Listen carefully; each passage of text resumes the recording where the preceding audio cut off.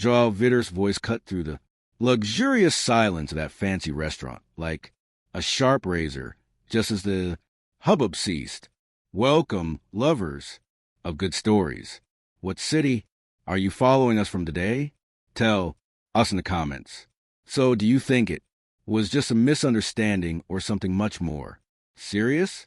In today's story, a beautiful, dark-skinned teacher arrives for a birthday dinner, is humiliated and taken from her seat. But 5 minutes later, the arrival of one of those rare limited edition Tesla electric cars puts an end to all the arrogance and power that reigned in that hall. Who owns the restaurant? Why did they target her? And what happens when quiet dignity meets the heavy-handed justice of the business world?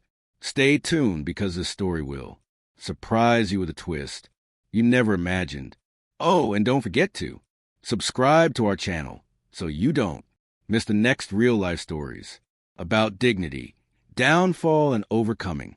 Tell us where you're watching from and stay until the end. This place wasn't just a place, it was a line they should never have crossed. Sophia Diaz looked at the ivory envelope that rested on the edge of the kitchen sink with the gold letters in relief, capturing the soft morning light as if they wanted to prove something. It wasn't the kind of invitation she was used to receiving. In her career, she had seen many academic conferences, lectures, honors panels, but this one was different. It was a social, exclusive invitation with that touch of wealth that only the super rich allow themselves. It wasn't just any birthday. It was the 6th birthday party of Victoria Albuquerque, daughter of Patricia and Eduardo Albuquerque, big names in the financial market and partners in several real estate businesses with Joao Vier, her husband. The event was going to be at Sabor Nobra, the most sought-after restaurant in the city, a place where the waiting list was longer than that of some famous universities and where the menu had no price, only symbols of prestige. Joao Vitter, always discreet in luxury circles, had mentioned the party casually at dinner 2 weeks earlier. They asked if we were going. I said yes for both of them. He spoke between bites of salmon and leaves. Sophia arched an eyebrow. For both of us, it's just a formality. You will like it. He responded with a wink, as if showing up was as easy as saying yes. But Sophia wasn't one for formalities, especially those full of secret codes and silent judgments. She didn't grow up learning which fork to use for which dish and had no interest in pretending she knew. Even so, when he looked at the invitation again, something tightened in his chest. It wasn't nervousness. It was an awareness of how, often in environments like this, skin tone was first evaluated, then the resume. Still, she decided she would go, not to show off, not to please, but to take up space. Joao Vitter would only arrive later. He had meetings all day, and Sophia saw no reason to wait. She would go early in her own way. He chose his clothes carefully, a flowing white dress that glided over her curves unapologetically. Minimal jewelry, no designer bag, no flashy shoes, just grace and intention. Her hair, a cascade of soft curls, was tied into a low bun. Her presence would speak for itself. The Uber pulled up to the polished entrance of the Noble Flavor. Shortly after 3 p.m., the midday sun beat down on the restaurant's glass and chrome facade, creating reflections that made the place look like a temple of modern privilege. A valet in an impeccable graffiti uniform opened the door for her. His eyes flickered rapidly as he registered her, not in a hostile way, but in that standard scanning way that calculates whether a person fits. She left anyway, chin held high, each step measured, but not caring. Inside, the place was as extravagant as the legend said. The marble floors gleamed like a mirror beneath their sandals, while A, massive chandelier that looked like A, frozen firework hung from the ceiling, casting a warm, flattering light over an already well-dressed crowd. The scent of truffle oil and chilled champagne wafted through the air, subtle but lingering. At the receptionist's desk was a young blonde with a tight bun and an even tighter smile. The badge said, Bia. Sophia approached and smiled politely. Good afternoon, I have a birthday party for Victoria Albuquerque. My name must be on the guest list. Sophia Diaz. Bia gave a quick nod and flipped through a leather reservation book of those that scream tradition, despite everything in the room being made for Instagram. Her eyes scanned the pages twice, then stopped. She looked up. Sorry, I don't see a reservation with that name. Sophia's smile didn't waver. It should be there. My husband, Joao Vayer Diaz, confirmed it directly. We were invited by the Albuquerques. He even reserved a specific table. Table 3 near the garden window. Bia's mouth tightened a little. That kind of micro-expression that Sophia had seen 1,000 times before. Torn between protocol and perception, she leaned over to whisper to another receptionist before heading back. Would you mind waiting a moment? I'll ask our manager to help you. Sophia walked away. The soft music and conversations around her continued as if she were invisible. She wasn't offended. Not yet, but I was taking mental notes. 5 minutes passed. Then 10. She watched the guests arrive, most of them white, all dressed in a way that effortlessly displayed money. A woman in a red tunic was taken without question. A man in linen gave a single nod to the staff and was led to a private lounge. Then, from across the room, a tall woman in an emerald silk dress stormed in, swathed in satin blonde, tanned and confident. She walked over to the receptionist's desk. Bia straightened up. Senorita Albuquerque, welcome. Your favorite table is ready. Table 3. Sophia's heart skipped a beat. She turned to the receptionist.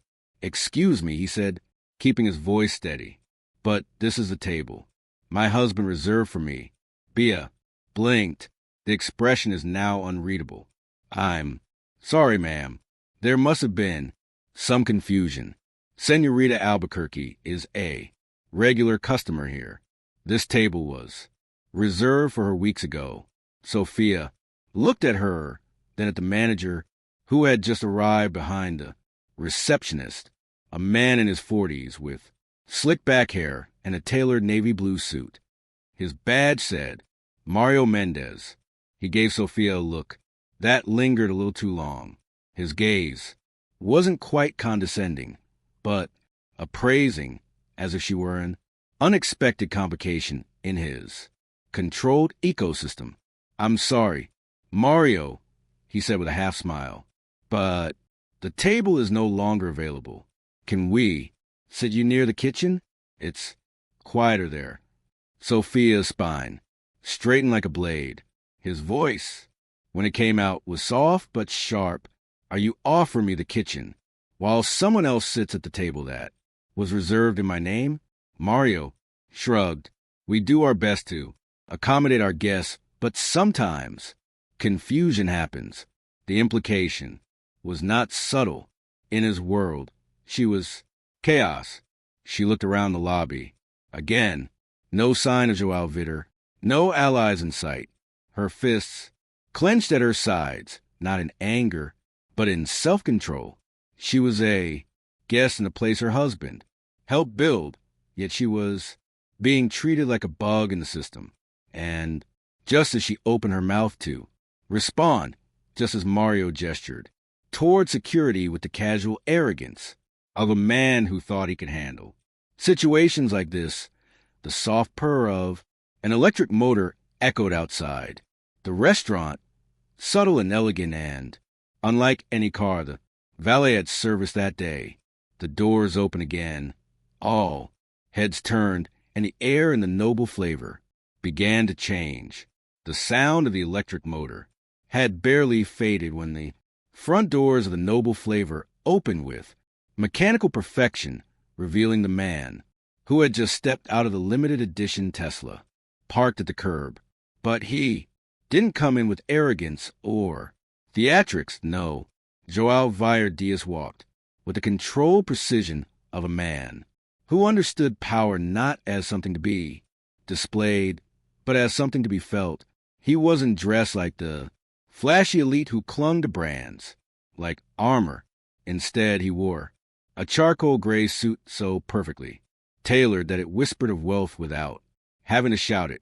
His skin glowed bronze under the ambient light of the chandelier, and his presence seemed to fill the room even before his voice. It was like that with Joao Vitor. He never needed to announce himself. The environment itself always did that for him. But when his eyes fell on Sophia, standing near the exit with her arms crossed and her jaw clenched, something changed in his expression. It was subtle, just a narrowing of the eyes, a slight flexing of the jaw, but it said, enough. He crossed the hall in quick, measured steps, his attention fixed solely on her, as if the rest of the bright space had disappeared. Did you stay here all the time? He asked, his voice low but tense. Sophia didn't answer. You didn't have to. The answer hung as heavy in the air as the discomfort spreading through the guests who were now watching the exchange with contained curiosity. She inclined her head toward the receptionist's desk. They said there was no reservation. They gave the table to someone else. Joao Vitor turned slowly, deliberately, like a man preparing to dismantle something carefully constructed. His gaze fell on Mario Mendez, who had taken a step back as if he could somehow disappear into the core. You gave the table, my wife reserved. Joao Vitor's voice wasn't loud. It didn't need to be. It carried the weight of the expectation of silent dominance. It made people stop in mid-sentence. Mario cleared his throat, the smile returning like a reflex. It seems there's been a misunderstanding, Mr. Diaz. We, didn't realize this guest was your wife. And there it was, the wordless confession embedded in that pause. This guest, the woman you thought didn't belong. Sophia observed the moment with a strange attachment, as if she were watching a play she had seen rehearsed many times. The difference now was what was at stake. The room didn't know who Joao Vitor Diaz was, not completely. Most saw him as a wealthy investor. Yes, but what they didn't know was that he was the main investor behind the noble flavor, holding a discreet majority of 58%. He had chosen to remain invisible in the operations for that very reason, to see how people acted when they didn't know they were being watched. Didn't you realize this was my wife? Joao Vitor repeated as if he were tasting the absurdity on his tongue. And tell me, if she weren't my wife, would her reserve have magically reappeared? Mario's mouth opened, but no words came out. Bia, the receptionist, looked down at her hands. The guests nearby shifted in their seats, unsure if they were witnessing a social faux pas or the beginning of something more. It was simply a miscommunication. Mario offered, trying to salvage an authority that had long since evaporated. We had a last-minute request from a valued guest. What guest? Joao Vitor asked. He already knew the answer, but the question was a blade. Mario hesitated. Miss Albuquerque, Sophia said quietly. Veronica Albuquerque, the same woman who had been on 3 diversity panels this year and still looked me up and down as if I were a cleaner. Joao Vitor's mouth twitched, but he didn't look at her. He took a step forward toward Mario, who instinctively took a half step back. You gave my wife's reserve table to a woman who walked in without a reservation simply because she seemed like your version of a VIP. Joao, Vitter said, his voice now sharp as a razor, and then you offered my wife a seat near the kitchen as if she were lucky to be admitted. Silence enveloped them like a fog. Even the pianist had slowed the melody to something faint and cautious. The mood in the restaurant was no longer one of indulgence and champagne. It had become brittle, restless, as if everyone was suddenly aware of the fragility of civility when class and color collided. Mario tried again, his smile now stiff, his forehead sweaty. Mr. Diaz, of course, if we knew you would and need to know. Joao Vieira interrupted. You just had to respect the reservation, the name, the human being standing in front of you. And then, for the first time since his arrival, Joao Vieira turned to the room. He didn't raise his voice, didn't stamp his foot, but somehow everyone bowed in the same way. That's exactly why I stayed. Backstage, he said, to see how this place really works. I've heard the rumors, I've seen the patterns, but today you've given me the proof. You thought my wife didn't belong here because she didn't come dressed in sequins or with European swagger. You made a judgment and buried her name under your prejudice. Veronica Albuquerque, now sitting at table 3, with a crystal glass in her hand, lifted her chin and offered a smile that barely disguised her discomfort. This is getting dramatic, she said, self-sufficiently to be heard, forcing a laugh. I'm sure we can act like adults. Joao Vitor didn't look at her. He was still looking at Mario, who seemed to be crumbling by the second. My name, Joao Vieira said calmly. It's John Victor Elias Diaz.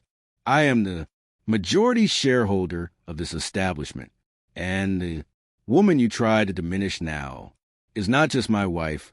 She is the doctor, Sofia Diaz, full professor at the University of Ponte Oeste, published researcher, and the only person in this room who does not need to prove that she belongs here. With that, he turned to Sophia and offered his hand, not out of chivalry, but out of solidarity. She picked it up slowly, deliberately. Mario mumbled something behind them, but the moment had passed. The damage was done, and as they walked together toward the center of the room, toward the very table that had been stolen from her, Sophia didn't smile, didn't frown, didn't even flinch.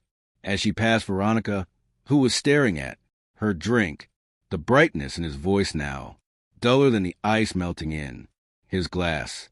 First impressions had lied, but now the truth was beginning to echo, and no one in that hall would ever forget the sound of it, the clinking of crystal glasses and the soft hum of ambient jazz began again as Joao Vitor and Sophia crossed the room, but it was only a superficial noise. Behind the sound, all eyes in the restaurant were glued to his footsteps, the velvety silence that had swallowed the noble flavor after.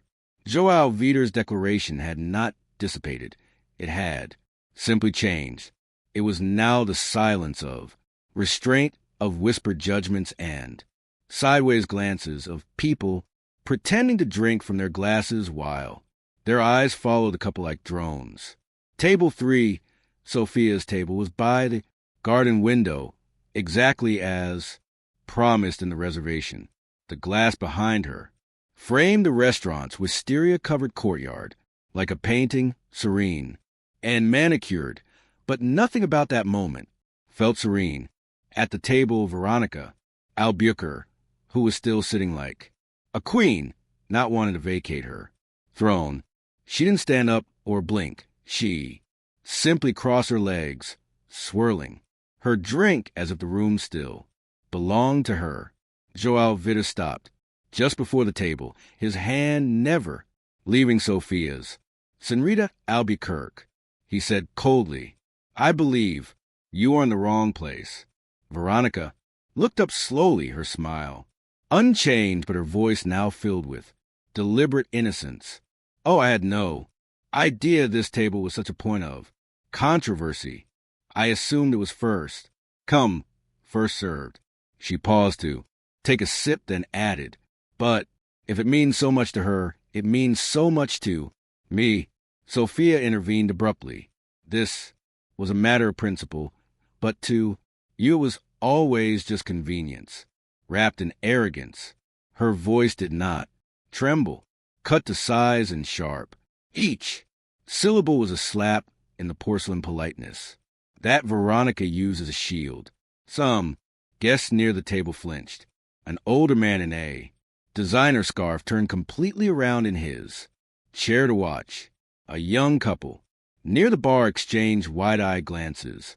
Veronica let out a muffled laugh and stood up slowly, as if standing up was a gift from her to the environment. Well, she said, smoothing the front of her dress as if it had been soiled by proximity, I think we all learning our place today, aren't we?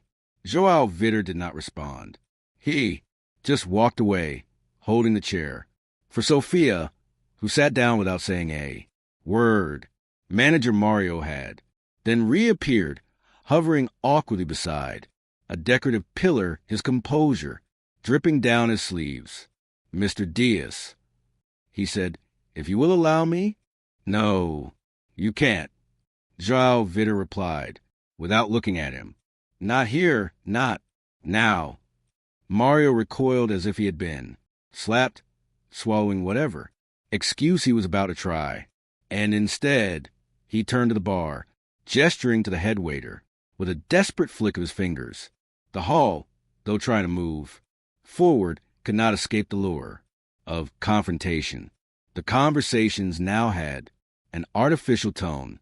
Laughter seemed forced, and the waiters wandered like ghosts, their presence more unstable. Sophia, sitting in her rightful chair, observed the space with cold precision.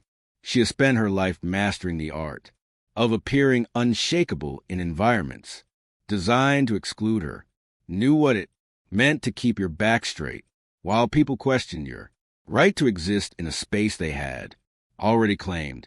But this was different. This was not a university boardroom or a publisher's event. It was a room full of people who thought money gave them a license to erase it, and now they had been forced to sit in the discomfort of his presence. Joao Vitta did not sit down. Instead, he stood behind her chair, his posture erect and his arms slightly crossed, watching Mario approach. Again, this time flanked by two security guards in discreet black suits.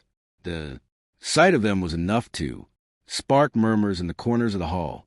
You gotta be kidding me, Sophia muttered under her breath, her eyes narrowing. Mr. Diaz, Mario began, again feigning an authority he no longer possessed. We had a request from another guest to ease attention. Perhaps it would be best to relocate Dr. Diaz to another section of the restaurant. Let me stop you there. Joao Vitter interrupted. Are you suggesting that I move your guest if he is uncomfortable with her sitting at his own reserved table? Mario hesitated. It is merely a courtesy suggestion, sir. At that moment, something clicked, not loud, not visible, but real. Sophia stood up slowly and deliberately, her hands lightly resting on the edge of the table. Her voice, when she spoke, was low, lethal. So, to be clear, after denying my reservation, offer me a seat near the kitchen, giving my table to someone who arrived after me, and watching you publicly ridicule me in front of your guests, you think the solution is to remove me? She looked at the two security guards, then back at Mario. Do you want them to drag me out too? Because I promise you, I have survived worse than this velvet-lined circus of false civility. Her words echoed, cutting through the air like smoke through silk. One of the guards shifted, uncomfortably, clearly, unsure which side he was supposed to be on. Mario paled. Dr. Diaz, please, understand. No, Joao Vitor said, stopping. Beside her. Now you understand. From this moment on, you and I are no longer speaking as manager and investor. We are speaking as two men on opposite sides of a lawsuit. The word lawsuit seemed to ring out in the crystal glasses, echoing through the room with an electric buzz. Several heads turned openly. Now someone at the next table dropped their fork. Mario took a full step back, his face contorting between alarm and calculation. This is not necessary. It became necessary the moment you tried to erase it. Joao Vitor snapped back. The moment his prejudice became company policy. The moment this entire place decided that whiteness is a priority and everyone else is a seat near the kitchen. The silence returned. This time she was heavy with guilt, and if no one picked up their drinks, no one spoke. Even Veronica, now, sitting 2 tables away, remained still, her jaw clenched, her gaze averted. Sophia breathed slowly and steadily as if she were recovering every molecule of oxygen. The room had tried to deny her. She didn't want to cry, not because she felt weak, but because this was not a time for tears. It was a time for reckoning. She sat down, again, this time not just in a chair, but in a position of absolute clarity. She didn't need apologies from anyone. She needed accountability. Joao Vitor placed a gentle hand on her shoulder, not for comfort, but for solidarity. Then he turned to Mario, who seemed to want to disappear into the carpet. You have 1 hour, Joao Vitor said. Clear your schedule. We're calling an emergency board meeting. He paused. And don't even think about touching the reservations register. We already have a copy. With that, he sat down next to his wife. Their presence now a statement in itself. The room exhaled slowly and deeply, collectively, but no one was back to normal because now everyone understood that this wasn't just about a table. It never was. This was about power. And who gets to decide who gets to sit outside the grand facade of a noble flavor. The late afternoon sun cast long shadows over the valet line, turning luxury vehicles into polished silhouettes in the golden light. The air smelled faintly of lavender from the nearby patio and citrus from the freshly opened champagne inside. The restaurant felt like a fortress of exclusivity, stone and glass and silence. No one inside knew that something was already changing, well beyond the doors. The kind of change that announces itself not with sirens or spectacle, but with precision, inevitability, and the quiet whisper of innovation dressed in luxury. That sound came in the form of a low, whispering hum as a Tesla Roadster, obsidian black and gleaming like a predator in the sun, turned the corner and pulled into the private drop-off lane. No horns, no roars, just a quiet, deliberate presence the way true power prefers move. The valet automatically stepped forward, with clipboard in hand, but stopped short when he saw who had come out.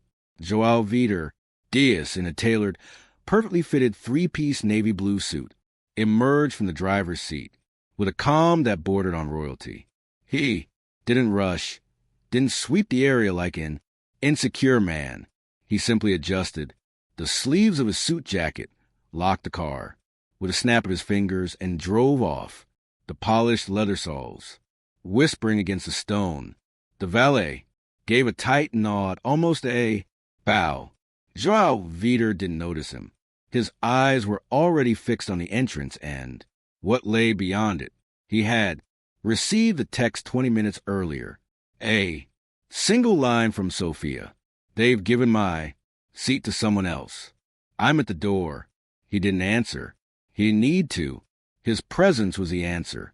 As Joao Vitor crossed the threshold, the atmosphere inside changed like a barometer before a storm. Conversations faltered. The glasses clinked hesitantly. The staff paused, and a subtle current of discomfort cut through the air-conditioned calm.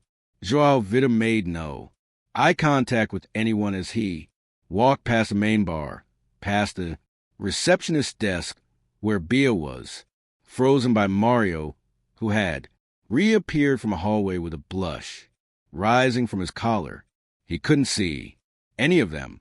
His gaze found only one thing: Sophia, still seated at table 3 and framed by the glycine-covered window behind her, chin held high, face serene dignity, unshakable. He reached her in less than 10 seconds, but the silence had stretched on long before that. In those seconds, people whispered names, questions passed through clenched teeth, and rumors began to turn into reality. Joao Vitor leaned over, put his hand on Sophia's shoulder, and pressed a kiss to the top of her head. Not theatrical, not showy, but deliberate. She raised her hand to touch his wrist in response, her fingers lingering. The room watched breathlessly. Then Joao Vitor turned, standing, slowly, pivoting like a general, surveying a battlefield he had not chosen but would surely end. Which one is Mario? Mendez, he asked, his voice low, but cutting through the stillness like a scalpel. Mario, who had retreated behind a marble column, now had no choice but to step forward, clearing his throat. I am Mario, Mr. Diaz. Joao Vitor's expression did not change. Ah, so you are the man who decided to humiliate my wife in front of a room full of strangers. Mario hesitated, his hands clasped behind his back like a boy caught red-handed. Mr. Diaz, there was a mix-up, I assure you. Was there a mix-up when her name was in the reservation book? Joao Vitor interrupted, an eyebrow raised. Or was the mix-up only introduced when a white socialite walked through the door and you decided she seemed more appropriate for the table? The word appropriate hung in the air like a blade, daring anyone to back down. No one did. Mario tried to speak, then swallowed hard. I didn't realize she was your wife, he finally said, weakly. You didn't have to realize anything, Joao Vitor said, his voice rising. Now, not in volume, but in resonance. All you had to do was honor the reservation, respect the client, and not judge a woman by the absence of diamonds around her neck or designer logos on her heels. The silence was now not only awkward, but oppressive. People were sweating in their suits. Veronica Albuquerque, sitting a table away, sat deathly still. Her glass of rose was hollowed out. She looked away as Joao Vitor's gaze swept over her. And you, he said, addressing her directly. He sat at a table with another woman's name on it, knowing full well it wasn't his. Veronica lifted her chin, evoking her characteristic arrogance. I didn't know the details. The staff sat me. The staff follows the tone of the room. Joao Vitor snapped back, and the tone was set by your arrogance. He turned back to Mario. You didn't just embarrass my wife. You embarrassed my name, my investment in this brand. You thought she was invisible because she walked in with grace instead of arrogance. And now the only thing invisible is your authority. Mario's mouth opened and then closed. A man next to him, possibly another manager, started to move forward, but Joao Vitor held up a hand. Stop. We are not going to move on as if this were a minor inconvenience. This was an act of public erasure, a choice to Prioritize appearances over integrity. His voice lowered even further, like thunder about to fall. But if you thought this was just a social embarrassment, let me educate you. He pulled his phone out of his pocket, rang once, and held it up. This, he said, turning the screen to show the reservation confirmation in bold. It is digital proof that table 3 was reserved in the name of Sophia Diaz. Confirmed by your system with A. Timestamp verified. You don't just owe her an apology. You owe her a reckoning. The statement needed no amplification. It pulsed across the marble floor and up the polished glass, reverberating off the wine glasses and bouncing off the ceiling. People didn't know whether to look away or bow.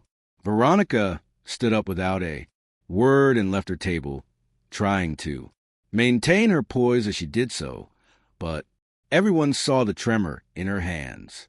Mario backed away slowly, feeling as if he had just remembered how to fix this. Of course, he muttered. No, Mario, Joao Vitor said, stepping forward. I will fix this. You, however, must prepare to explain to the board why this restaurant may not have a future under your management. And with that he turned, sat down next to Sophia and finally exhaled. The Tesla may have arrived without a roar, but its owner had left a crater in the room. A crater where silence had once been mistaken for weakness. The tension within the noble flavor did not ease after Joao Vitor sat down. It gathered like a storm that refused to let up. It clung to the walls, infiltrated conversations, and cast shadows on every silver fork raised to trembling lips. The guests tried to resume the rhythm of luxury, ordered second glasses of wine, murmured about business deals and charity galas, but none of it sounded convincing. They were in the presence of something they rarely witnessed, power dismantling politeness, a system cracking at the seams. And Mario Mendez, the manager who had once dominated the room with soft gazes and calculated charm, now appeared as a man, walking on glass and bare feet. He hovered at the edge of the room, pretending to answer calls on his headset, his eyes flickering toward the corner where Joao Vitor and Sophia now sat. Table 3 reclaimed, redefined, and radiating the kind of dignity no chandelier could replicate. Joao Vitor did not speak for several minutes. He simply drank the still water in front of him, his hand on the table, resting lightly on the table while Sophia sat, poised beside him, her posture unwavering, her eyes calm but burning with something deeper. Not anger, no, something more surgical. Precision, memory, a silent fury that remembered every breath Mario had stolen from his dignity. Joao Vitor put down his glass. We need the reservations log, he said without turning his head. Sophia looked up. You know they're going to say it was deleted or overwritten. He nodded. That's why I made sure the IT department forwarded me all the cloud syncs and internal edits from this morning. The system automatically archives every 30 minutes. His voice didn't rise, but his words cut through the tension like a piano wire. I want to see exactly whose name was replaced and when. Mario approached then, hesitant and pale. The smile was gone, replaced by the tremor of a man who had suddenly realized that his position was not earned. It was inherited through proximity and arrogance. Mr. Diaz, I'm sure we can resolve this without escalation. As I said before, it was an unfortunate oversight, not a reflection of our values. Joao Vitor turned slowly. What are your values, Mario? The manager blinked. Sir, your values, Joao Vitor repeated. Are they listed somewhere in your hiring manual, or are they just practiced through selective hospitality? Mario's mouth opened and closed like a faulty hinge. This isn't how we normally operate, but this is how you operate. Consistently. Sophia interjected, her tone razor sharp. This isn't the first time I've heard complaints about the premium flavor. I just never thought I'd become one of them. Before Mario could protest, Joao Vitor reached into the inside pocket of his suit jacket and pulled out a folded piece of paper. He opened it, slowly, as if he had all the time in the world. This, he said, smoothing it out on the table, is the automatically generated edit log for today's reservations. The original file had a table 3, day Sophia 151. This entry was edited at 2:48 p.m. and replaced by Albuquerque. Veronica. Joao Vitor looked up. So tell me, Mario, how did this happen? Mario stared at the paper as if it were written in a language he didn't speak. I don't remember making that change. Of course not, Sophia said, her eyes fixed on him, because remembering would mean taking responsibility. Mario swallowed hard. Is it possible that the receptionist Bia doesn't have administrator access? No, Joao Vitor interrupted. Only management can overwrite VIP reservations. The implications settled like ash on Mario's lapels. The man was crumbling thread by thread, his posture sagging under the weight of consequences he never imagined would come his way. Maybe I misread the instruction, Mario said weakly. Or I thought the reservation was provisional. I have a confirmation number. Joao Vitor replied, tapping the timestamp paper sent directly from his system to my assistant and forwarded to Sophia. Sophia leaned in slightly, her voice dropping to something soft but lethal. Do you have any idea how exhausting it is to fight for a space you've already conquered, to walk into rooms you helped build only to be told you don't belong there? Mario didn't answer. He couldn't. His silence was a confession in itself. Across the room, the ripple effect of the confrontation had gained momentum. Customers took out their phones, pretending to scroll through emails while taking photos. A woman whispered in her husband's ear, and he felt it gravely. It was no longer a private humiliation. It was a public reckoning, and the noble flavor, for all its curated excellence, was beginning to show a cracked mirror, refined but shattered beneath. Joao Vitor folded the reservation record and put it back in his jacket. Then, with calculated calm, he picked up the phone again and pressed a button. A moment later, the restaurant's assistant general manager, a nervous woman named Raquel with dark-rimmed glasses, appeared beside their table. Raquel, Joao Vitor said softly, please inform the board that I am calling in. Emergency meeting for 7:30 p.m. All senior staff members are required to attend, including Mr. Mendez. Raquel's eyes flitted between Joao Vitor and Mario. Yes, sir. And in the meantime, she added, I want the entire reservations log for the week audited. Any edits, any deletions, any names that appear more than once or that have been mysteriously moved. Mario opened his mouth again, but Joao Vitor held up a finger. Don't speak, just brace yourself. Mario backed away like a man walking backwards off a cliff. His exit was wordless, but no less dramatic than a scene from a courtroom drama. He had come into the day expecting to be the host. Now he was a problem in his own home, as the manager disappeared behind a wooden partition. Glass. Sophia finally allowed herself a sigh. Not relief, not victory, but a rooting. She looked at Joao Vitor, who was sitting next to her, with one arm draped over the back of the chair, his face unreadable. You didn't have to. Come, she said. He turned his head You shouldn't have had to. Stand. And that was the difference. In a world that prized women like Sophia for their margins and conditions, Joao Vitor didn't elevate her. He recognized her. Her worth wasn't debate, it was a fact. And that table had never been about food. It had been about the place, about being seen, about being counted. And now the restaurant would pay the price for its carelessness.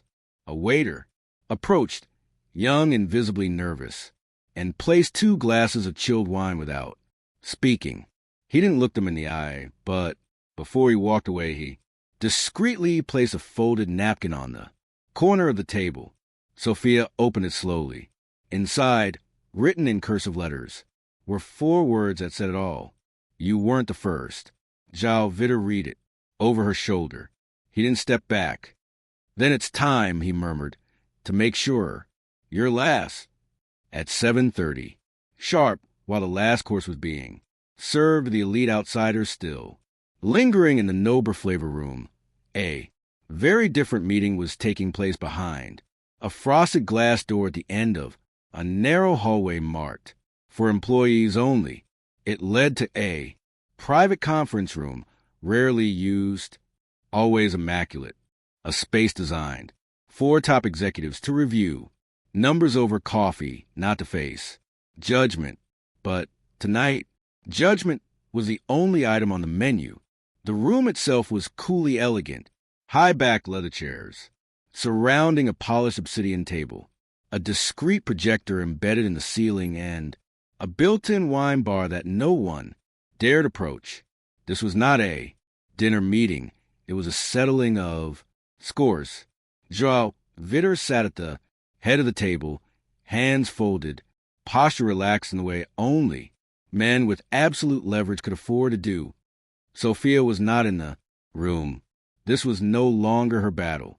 To fight, it had been waged. Now, this was Joao Vitor's war too. And before him sat the board members, 6 tailor-made executives and insiders, some gray-haired, some too young to be experienced, but all shifting slightly under the weight of what they sensed was coming. Mario Mendez entered last. He moved like a man going to his own funeral, clutching a leather briefcase he hadn't opened all night. His seat remained suspiciously unassigned, a subtle power play by Joao Vitor, who let the omission hang in the air like a challenge. Mario cleared his throat and took the farthest empty chair, uninvited, drawing a sidelong glance from one of the partners. The tension was immediate, measured, almost tactical. Joao Vitor broke the silence first. Before we begin, let me state for the record that this emergency meeting has been called under Clause 12 of the Operating Bylaws, gross misconduct, requiring executive review. His voice was calm, but each word hit like a hammer. You've all read the reports, but tonight we're going to talk about what the paper doesn't say. One of the older board members leaned forward, interlacing his fingers. Joao Vitor, I understand that the situation was unfortunate, but are we sure that justifies such a staggered response? Mario has been with us since the beginning. He helped build the noble flavor experience. Joao Vitor tilted his head, a slight smile playing at the corner of his mouth. And what exactly is the noble flavor experience? Is it about ambience and was it grass, or is it about creating comfort for the right kind of guests? The silence after this question was not one of agreement. It was one of fear of the answer, of complicity in what Joao Vitor might already know. Another member, younger and more connected to the digital world, cleared her throat. We looked at the reservation records. The substitution is clear, but how can we prove intent? Joao Vitor touched a button on the black touchpad in front of him. The lights dimmed and the projector descended with a soft mechanical hum. Intent, he said.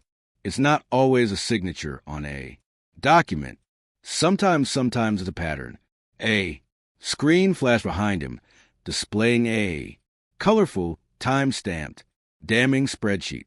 In the past 6 months, there had been 17 instances in which minority guests had been moved, delayed, or mysteriously not found in the system. In 12 of those, their reserve tables had been reallocated to last-minute arrivals who happened to be white.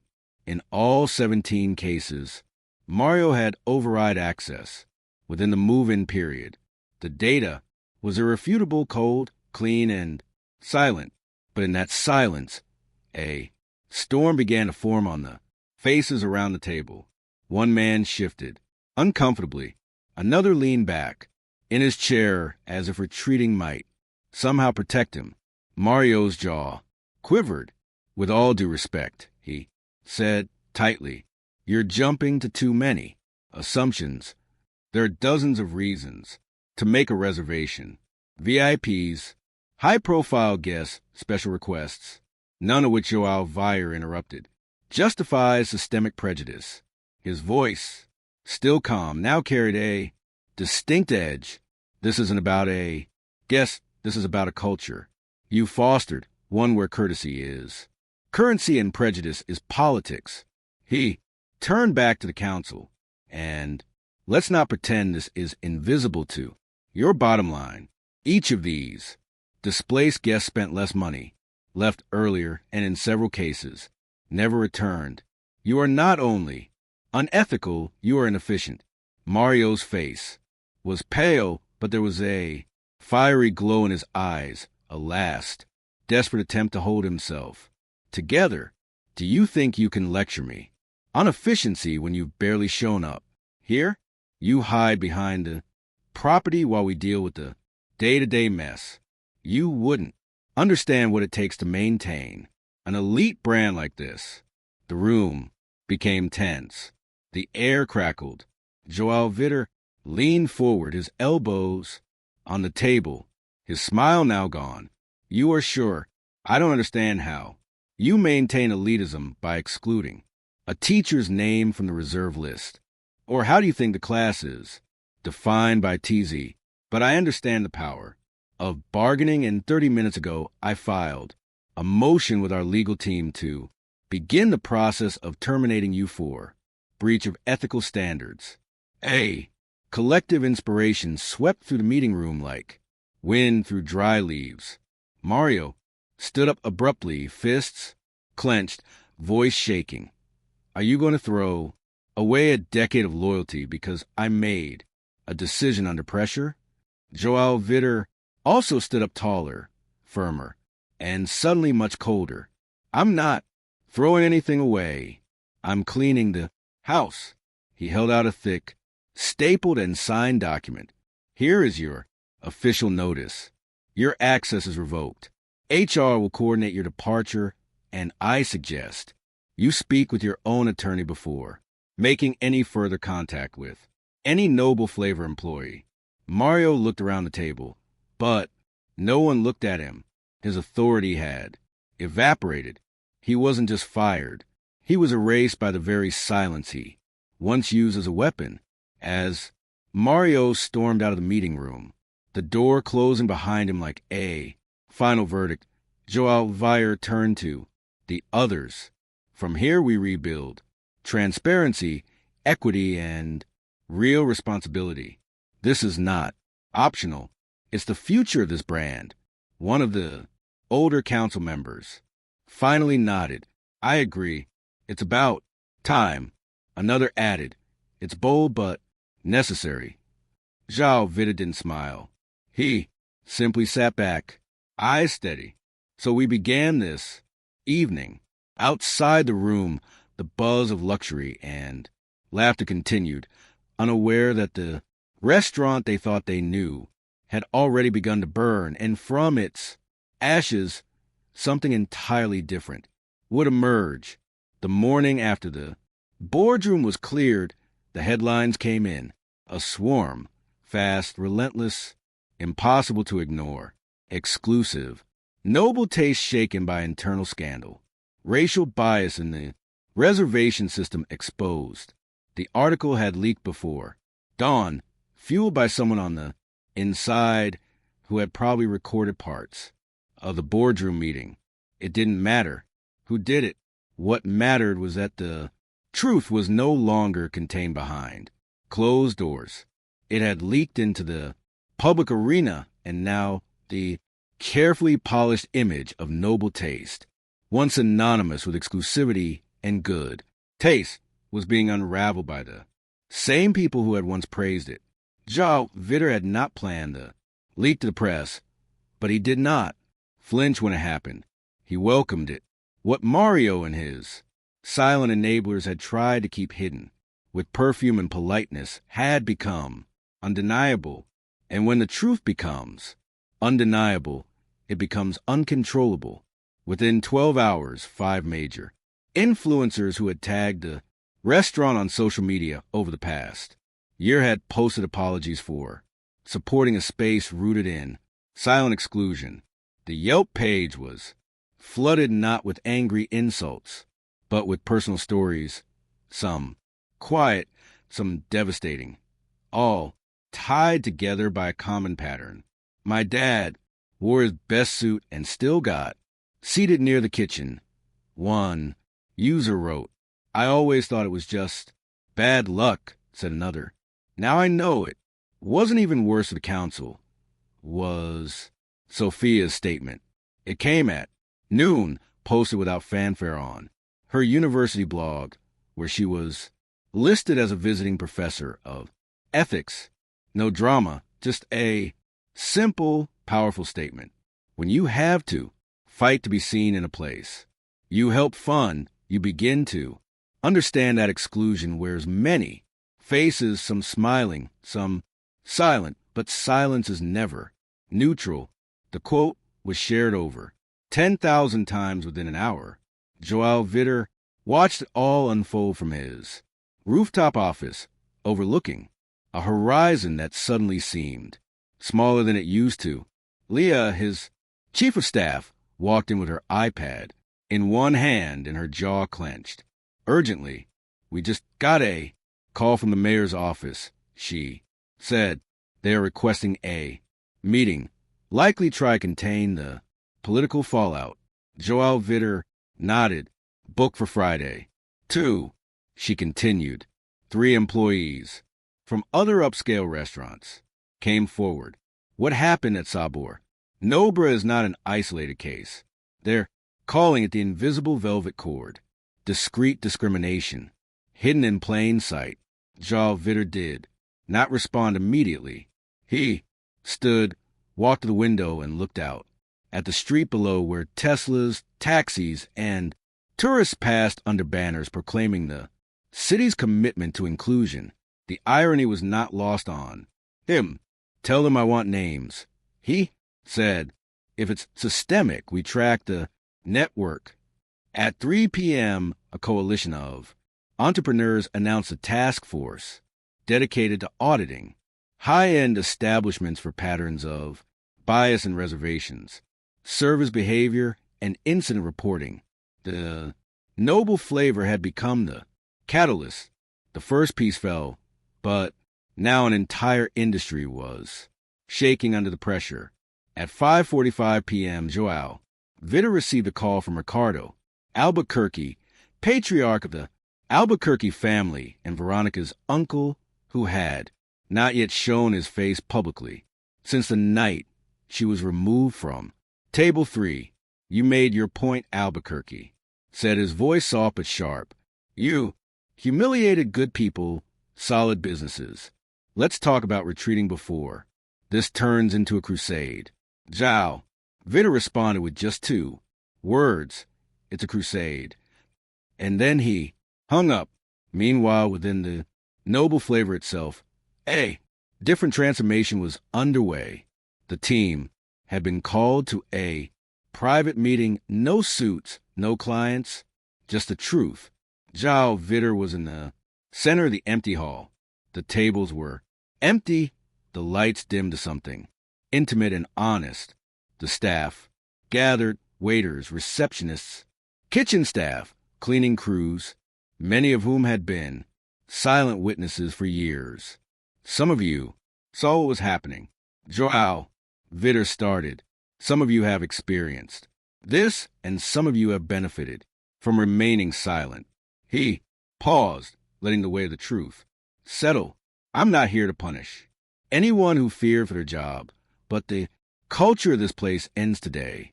From now on, you will not report to people who think image is more important than integrity.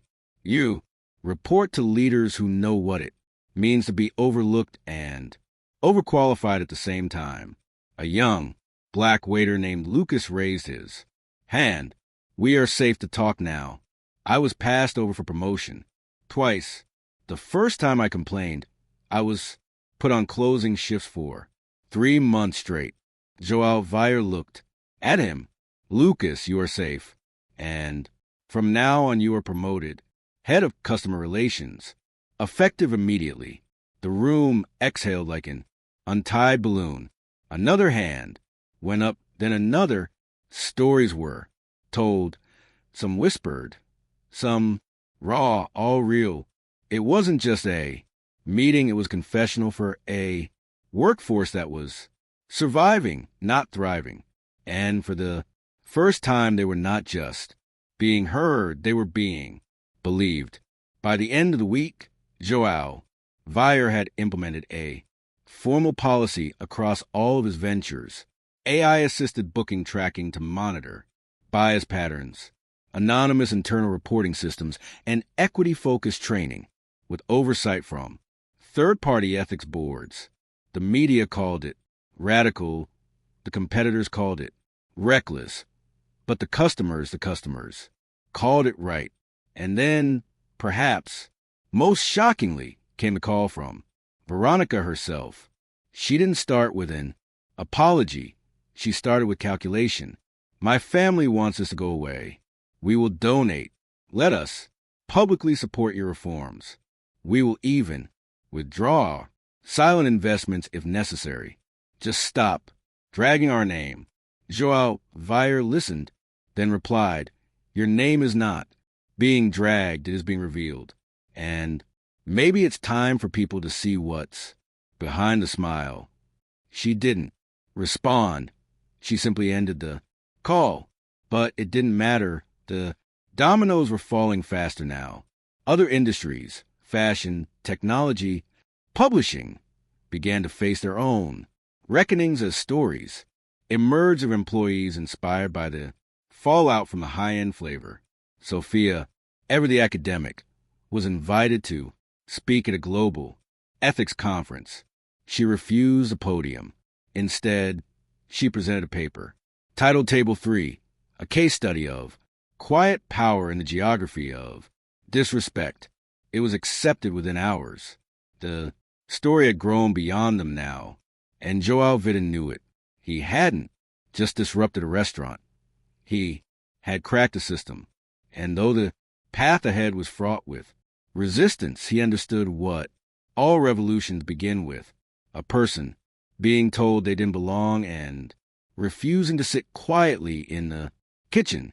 A week later, the wisteria hanging outside the noble flavor had begun to bloom again, though this time it seemed less a backdrop to wealth and more a witness to change. The restaurant sign remained, but the energy had changed, subtly but irrevocably. Gone are the icy looks of exclusion, the performative smiles that once greeted only the right kind of guests. In its place was something quieter, but much more powerful: awareness, responsibility, and a fragile hope, being carefully assembled like crystal glasses on linen.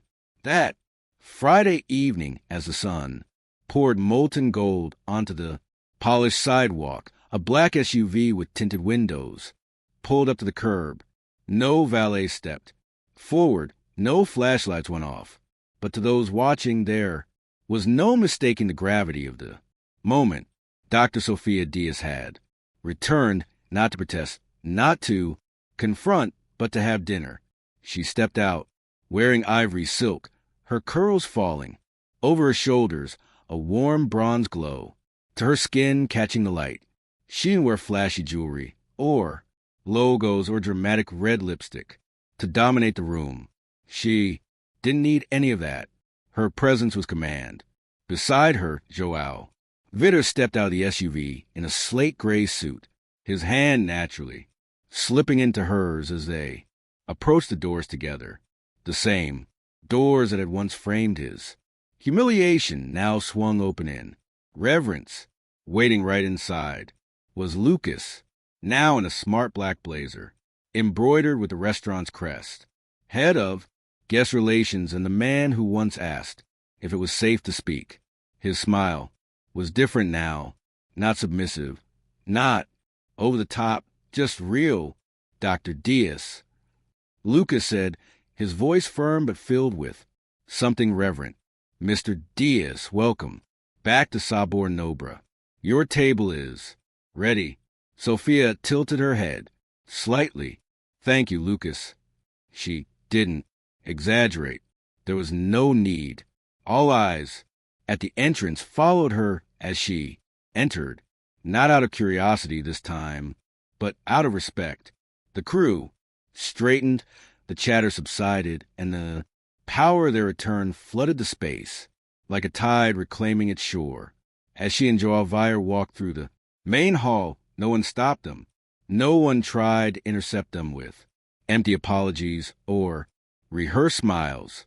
The table by the window, the infamous Table 3, was unoccupied, dressed in white linen, framed by soft candlelight and a fresh bouquet of white peonies. But it wasn't just a table now. It was a symbol, a chapter, a scar, a promise. Lucas pulled out her chair, Joao Vier's hand, brushing the back of hers as she sat down. This time, Joao Vier said, softly, sitting down in front of her, you lead the conversation. She smiled, faintly, not in triumph, but in reflection. Let's see if the environment is ready to listen. His waiter approached a young woman named Natalia, who had been working at the restaurant for just over a year. She moved with visible nervousness, but her voice had a different tone than before. It is an honor to serve you, she said, placing the menus with delicate care. Chief, Amaro asked me to warn you. Today's menu is inspired by women who gave it to you without having to raise their voices. Sophia raised her eyebrows, the corners of her lips curling up. That's a beautiful topic. Natalia blushed, then nodded. He said you would understand. Outside the tall windows, the city pulsed, gently in the dusk, and for the first time, Sophia felt herself relax, not because justice had been fully served, but because she had been seen, heard, and returned on her own terms. All around her, she could feel it, the change in the look in the room. People didn't look at her with skepticism or confusion. They weren't wondering why she was there. They knew now, and more than that, they were questioning why they had never done the same for themselves. A couple at the next table nodded. Respectfully, a woman at the bar murmured, thank you, not for drama, not for spectacle, but for a story that gave voice to every silent exclusion they had endured behind the silk and glass and supposed sophistication. As the meal arrived, dishes named after revolutionary women from several continents, Sophia leaned into the conversation with Joao Vier, but she couldn't ignore the emotions that ran beneath her composure. Her mind relived that first day, standing in a white dress, being dismissed, her name erased, her dignity traded for the comfort of someone else. Now here she was, the same woman, the same name, the same elegance, but no longer someone they could displace without consequence. This wasn't revenge, this was recovery. And recovery didn't need anger to burn, it needed presence to last. Halfway through dinner, Lucas approached again, this time not with wine, but with a small black envelope. We had this framed, he said, placing it carefully on the table we thought it should belong to you. Inside was a printout of the original reservation confirmation from that infamous day, time-stamped, filed away and now mounted behind glass. Sophia stared at it for a long moment, then carefully put down her fork, took the frame in her hands, and smiled, slowly, softly. Proof, she said, softly, that sometimes history has a receipt. Joao Vida laughed, raising his glass to the table. Not just this one, but every one that will never again be taken from someone because it doesn't fit in. They clinked glasses, but the toast echoed far beyond their table. It was a celebration, yes, but also a statement. Behind them, the wall that had once featured portraits of French vineyards now displayed a new installation, a black and white photograph of a woman sitting in profile at a restaurant table, her face turned toward the light, her posture unwavering. The sign below read, Table 3, where elegance redefined the rules. The employees whispered about it. Customers asked who the woman was, and the owners said nothing. They didn't need to. The environment already knew. And when the bill came, it arrived in a gold-edged envelope with no amount printed on it, just a note on behalf of every future client who will never again be told they don't belong. Thanks. Joao Vida waited, without commenting. Sophia stood, slowly, gracefully in the room, followed her instinctively, the staff straightening, the customers turning, not out of fear, but in reverence. She walked out the same doors that had once marked her exit in shame, but this time the wind was different. The city seemed warmer, the flowers seemed fuller, and its history, etched into the bones of a table once denied, was now the story of an empire changed forever. Because sometimes history doesn't happen in courtrooms or capitals, sometimes it happens at dinner. The following Monday, a breeze swept through the city like the sigh of something released, something old and suffocating, finally wrench-free. Noble taste opened its doors under a new rhythm, one that didn't just polish cutlery or recite specials in French, but measured integrity by action. The reception was now located behind a digital kiosk directly linked to a cloud-based verification system. Every reservation encrypted, every seat change recorded with transparent timestamp. The receptionist, previously tasked with silently enforcing invisible lines, now operated with clarity. Her name was Misa, and she wore her natural curls like a crown. She had already been instructed to smile more, dress more subdued, and change her speech to suit the clientele. But today she was in a navy blue blazer, embroidered with a gold emblem that read, Equity is the new luxury. Inside, the layout had also changed, not drastically. No one moved any walls, but the layout of the room was now centered on visibility. There were no more tables hidden near the service doors. The lighting was adjusted to feel intimate, not exclusive. The menu has been rewritten not just for flavor, but for recognition.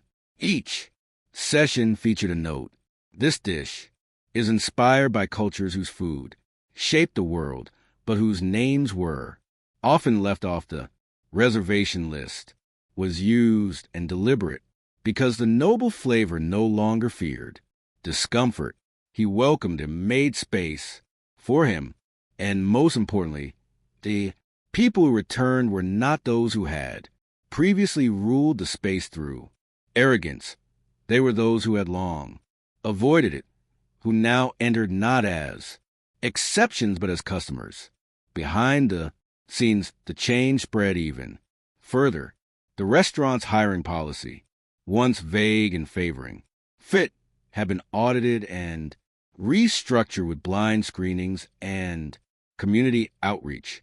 Lucas, now officially promoted to director of customer experience, had implemented weekly dialogues with the team, a space for complaints, suggestions, and ideas.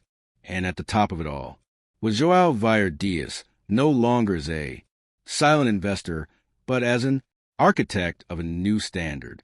He didn't micromanage. He led with clarity, surrounded himself with voices other than his own, and kept his presence visible and accountable. His name had begun to circulate in the hospitality world, not just as a tycoon, but as a disruptor. Not everyone approved, but no one could ignore it. As for Sophia, her return to campus was met with silent applause. Students who had once admired her from a distance now stopped her in hallways to say, "I saw the article," or "Thank you for speaking up when others wouldn't." She smiled gracefully but looked away because she never intended to be the symbol of a movement. She just refused to go away.